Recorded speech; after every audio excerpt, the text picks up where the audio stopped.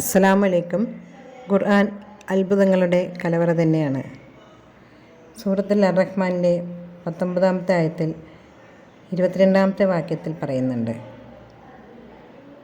അതായത് രണ്ട് സമുദ്രങ്ങളെ എങ്ങനെ പരസ്പരം കൂടിച്ചേരാത്ത രീതിയിൽ അല്ലാഹു സുബ്ഹാനഹു വ തആല സജ്ജീകരിച്ചിരിക്കുന്നു എന്നതിൻ്റെ തുടർച്ചയായി റബ്ബ് നമ്മളോട് പറയുന്നുണ്ട്. അതിനടിയിലായി വളരെയധികം വിലപിടിപ്പുള്ള രത്നങ്ങളും മരതകങ്ങളും കാണപ്പെടുന്നുണ്ടെന്ന്.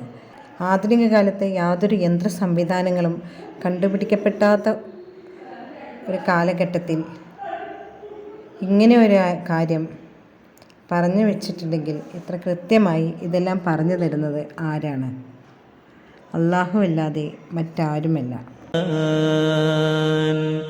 بينهما برزخ لا يبغيان فبأي آلاء ربكما تكذبان